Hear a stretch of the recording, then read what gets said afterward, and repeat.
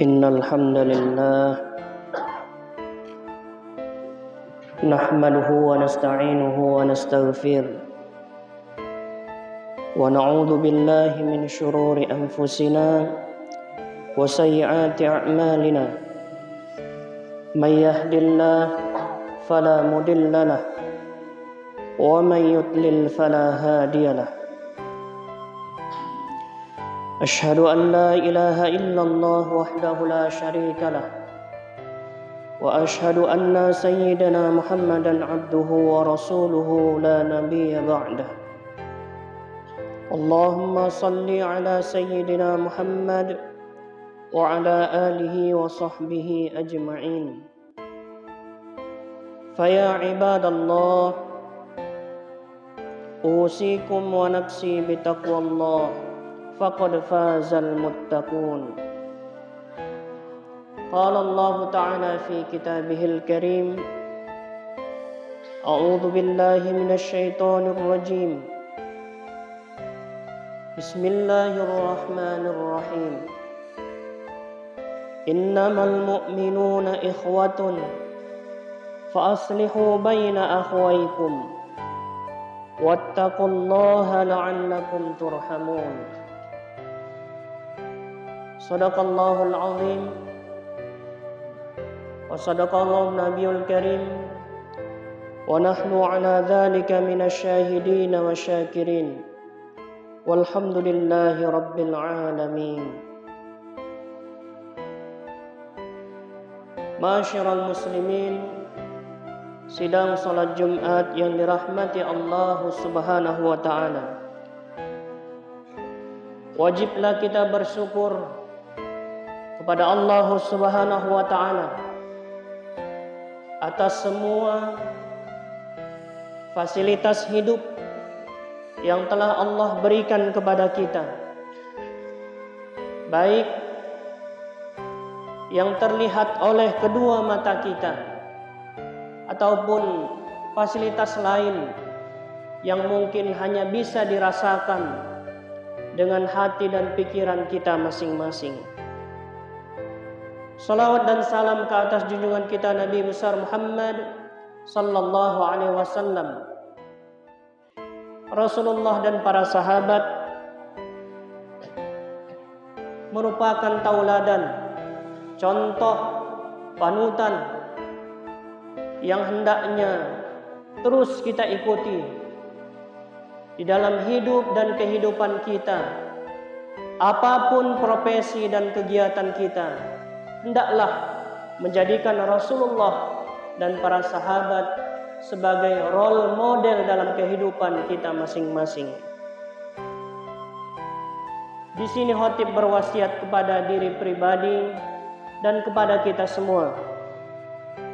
Mari senantiasa meningkatkan iman dan takwa kita kepada Allah Subhanahu wa taala dengan cara melaksanakan apa-apa yang telah diperintah oleh Allah dan Rasul-Nya, serta menjauhi apa-apa yang dilarang oleh Allah dan Rasul-Nya. Ma'asyiral muslimin, sidang Jumat yang dirahmati Allah Subhanahu wa taala. Kita telah memasuki bulan Rabiul Awal, yakni bulan kelahiran baginda Rasulullah Muhammad sallallahu alaihi wasallam.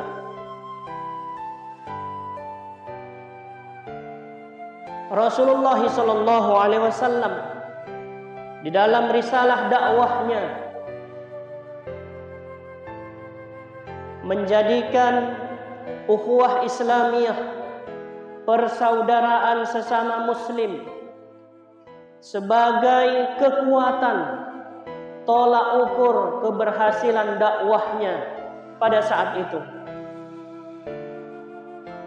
Sehingga kita bisa mengenal dan membaca di dalam sirah nabawiyah mula-mula yang dilakukan oleh baginda Rasulullah sallallahu alaihi wasallam adalah mempersaudarakan antara kaum Muhajirin dan kaum Ansor. Rasulullah sallallahu alaihi wasallam juga mempersatukan suku Aus dan Khazraj yang dulunya terus-menerus melakukan peperangan sama mereka, tapi kemudian Rasulullah berhasil mempersatukan mereka, sehingga dapat dikatakan bahwa bulan kelahiran baginda Rasulullah sallallahu alaihi wasallam memiliki momentum besar dalam hal mempersatukan ukhuwah Islamiyah di antara kita seluruh umat Islam. Ma'asyiral muslimin, sidang salat Jumat yang dirahmati Allah Subhanahu wa taala.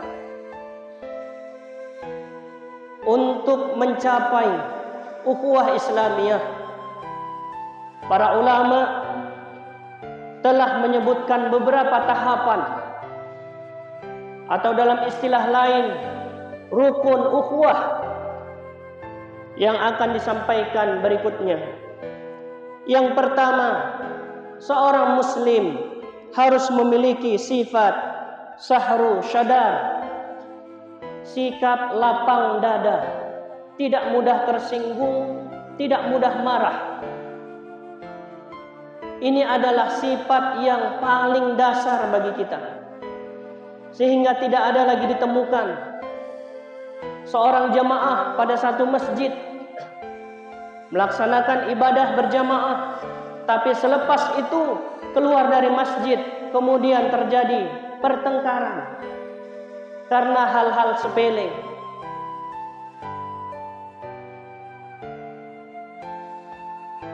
Maka sifat lapang dada bagi setiap muslim ini sangat-sangat diperlukan.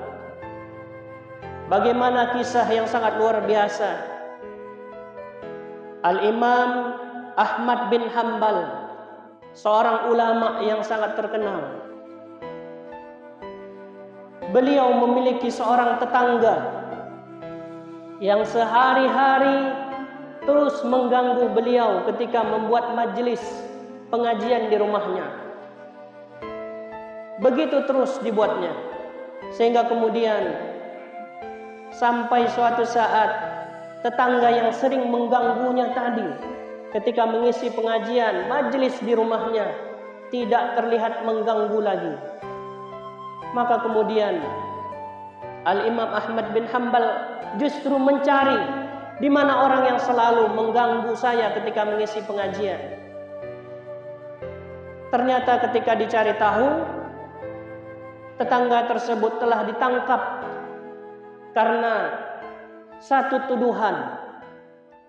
Maka kemudian dengan sikap ketawaduan, kerendahan hati, Imam Ahmad bin Hanbal justru membebaskan tetangganya yang selama ini telah mengganggu kehidupannya. Inilah sikap rendah hati, kelapang dada yang harus dimiliki oleh setiap kita umat Islam yang menginginkan bahwa Islam ini semakin hari semakin baik. Bagaimana juga kisah Al-Imam Hasan Al-Basri yang memiliki tetangga yang air kamar mandinya mengalir tepat di atas kamar tidurnya. Tapi kemudian Imam Hasan Al-Basri memilih untuk diam, tidak menegur tetangga tersebut karena khawatir tersinggung. Ini adalah bentuk kelapang dadaan yang luar biasa. Bagaimana kisah baginda Rasulullah sallallahu alaihi wasallam yang kemudian mendatangi orang yang melemparinya ketika berdakwah. Berangkat ke masjid dilempari dengan kotoran, dilempari batu. Tapi kemudian ketika dia sakit, justru beliaulah yang pertama kali menjenguknya. Sehingga kemudian kisah tersebut sangat populer sebagai bentuk dakwah akhlak yang dilakukan oleh baginda Rasulullah sallallahu alaihi wasallam. Syahru syada, lapang dada. Yang kedua, seorang mukmin atau muslim itu harus berta'aruf, saling kenal mengenal antara satu dengan lainnya, mengetahui tentang diri, karakter, kepribadian dari saudaranya. Ini sangat penting agar tidak terjadi kesalahpahaman. Orang yang memiliki karakter berbeda dengan kita, pengalaman hidup yang berbeda, pendidikan yang berbeda, akan memiliki pandangan hidup dan pola pikir yang berbeda dengan kita. Belum lagi kemudian kita memiliki asal, budaya, etnis dan suku yang berbeda-beda. Maka itu semua juga menjadi potensi konflik, gesekan yang apabila kita tidak saling memahami, saling mengerti, saling berta'aruf, sehingga kemudian muncul pemahaman di antara kita masing-masing yang disebut dengan tafahum, saling memahami. Ketika kita melihat mengapa seseorang melakukan hal demikian, ketika kita mengetahui, oh ternyata beliau seperti ini, maka akan muncul pemahaman, kelapang dadaan di hati kita masing-masing. Muncul saling memahami. Ketika kemudian saling memahami, maka akan muncul sifat selanjutnya, yaitu ta'awun, saling membantu. Wa ta'awanu 'alal birri wat taqwa wa la ta'awanu 'alal ismi wal 'udwan. Tolong menolonglah kita dalam kebajikan dan jangan tolong menolong dalam kemaksiatan. Hadirin jamaah sidang Jumat yang dirahmati Allah Subhanahu wa taala. Satu kisah yang sangat luar biasa. Perang Yarmuk, perang yang dilakukan oleh umat Islam pada saat itu dengan kaum Nasrani. Banyak korban yang berjatuhan para sahabat. Kemudian didapatilah segelas air yang akan diberikan kepada para korban yang masih hidup. Namun kemudian anehnya, ketika air tersebut diberikan kepada salah seorang sahabat yang sedang kehausan, sahabat tadi justru mengutamakan sahabat yang lain, berikan kepada yang lain. Begitu kemudian diberikan kepada sahabat yang lain, sahabat tersebut kemudian mengatakan, berikan kepada yang lain, terus bergilir sampai kemudian sampai kepada sahabat yang pertama.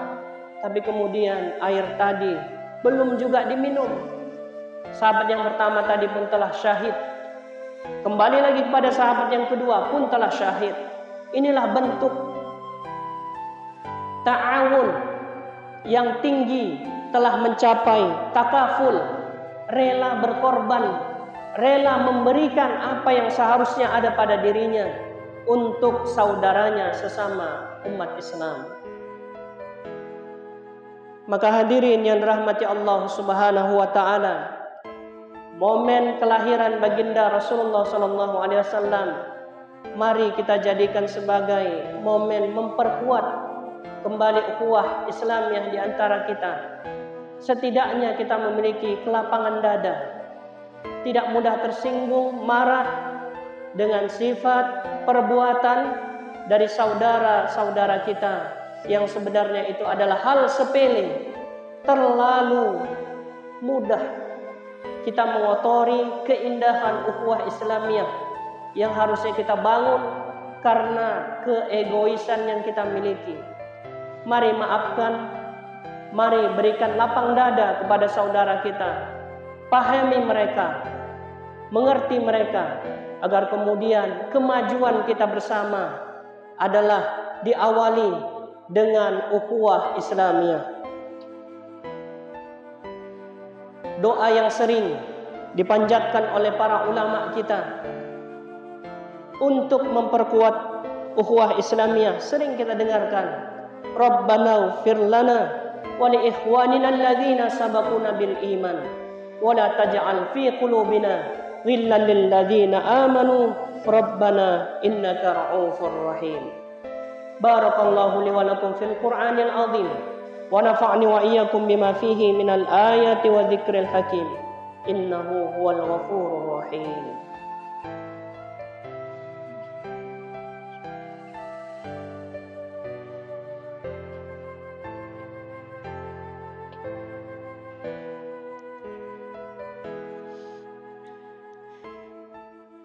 Alhamdulillahilladzi arsala rasulahu bil huda wa dinil haq liyuzhirahu 'alad dini kullihi wa kafa billahi shahida. Ashhadu an la ilaha illallah wahdahu la syarika lah wa ashhadu anna sayyidana Muhammadan 'abduhu wa rasuluhu la nabiyya ba'dah. Allahumma salli 'ala sayyidina Muhammad wa 'ala alihi wa sahbihi ajma'in. Faya ibadallah, usikum wa nafsi bitaqwallah faqad fazal muttaqun. Qala Allah ta'ala fi kitabihil karim, innallaha wa malaikatahu yusalluna 'alan nabi. Ya ayyuhalladzina amanu sallu 'alaihi wa sallimu taslima. Allahumma ighfir lil mu'minina wal mu'minat wal muslimina wal muslimat al ahya'i minhum wal amwat. Innaka sami'un qaribun mujibud da'wat ya qadiyal hajat. Rabbana hab lana min azwajina wa dhurriyyatina qurrata a'yunin waj'alna lil muttaqina imama. Rabbana ighfir lana wa li ikhwanina alladhina sabaquna bil iman wa la taj'al fi qulubina ghillan lil ladzina amanu rabbana innaka ra'ufur rahim.